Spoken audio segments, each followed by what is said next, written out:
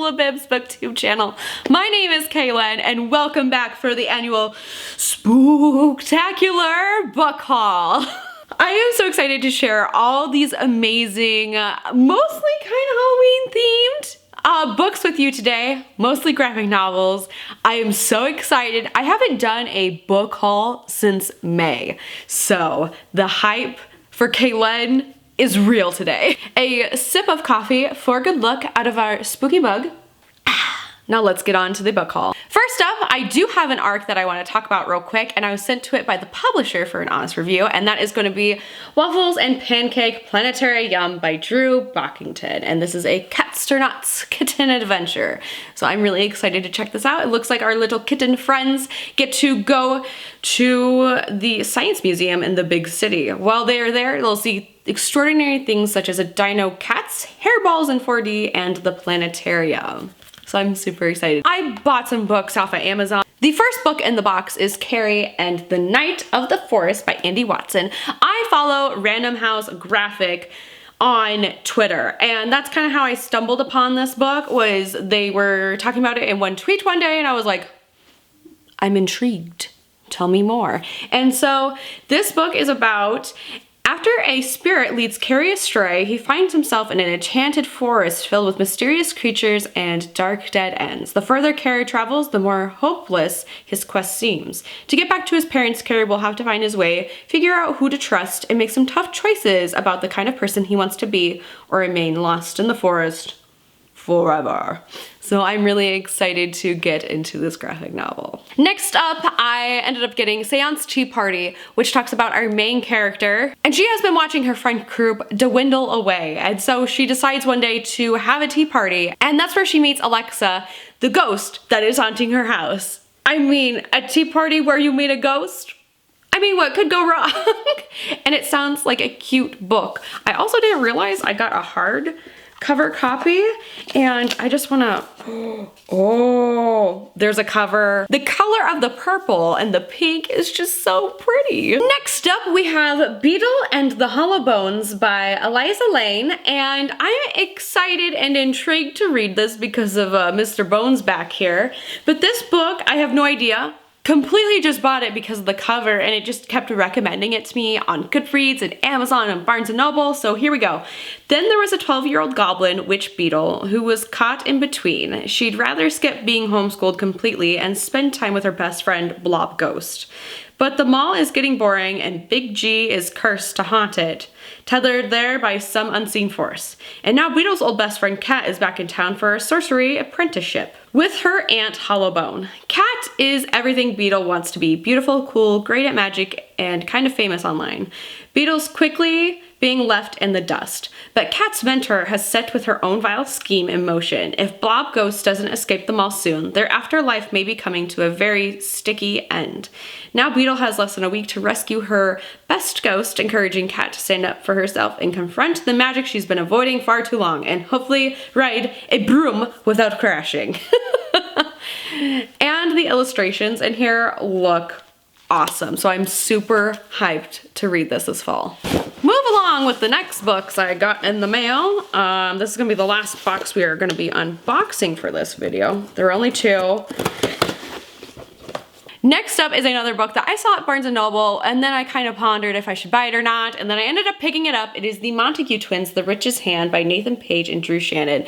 This is a little graphic novel series about these two twins who are detectives to a mysterious box that holds long buried secrets. With those secrets unearthed, an explosive chain of events begins, and the challenge is everything they've ever known. Also, another Random House graphic novel, so I'm super excited to dive into more of Random House graphic novels. And this cover is just so spooky, and I can't wait to read this one. Next up, we have another huge favorite. We have Narwhal's School of Awesomeness by Ben Clanton. Super excited. This is the 6th book in the series, and I can't wait to read it. We have Narwhal. I'm assuming he's going to school. Enough said.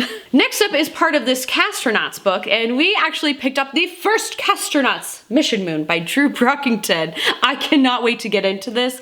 Cats in outer space, and the illustrations look absolutely awesome. Can't wait to pick this up, read this, and also read this as well.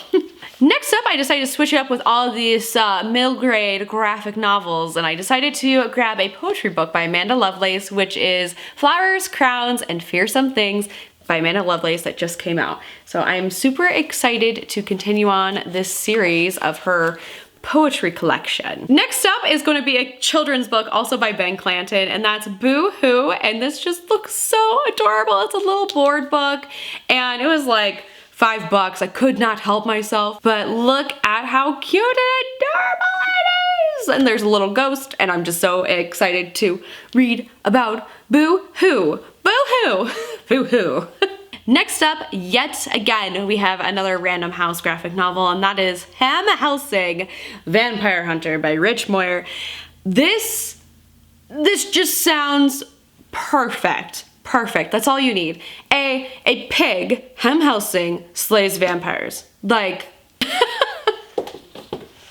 next up is another random book that I bought in Barnes & Noble one day, and that is Pizza and Taco, Who's Best by Steven Shashkan. And I love tacos. I enjoy pizza, but we're about to see who is the best.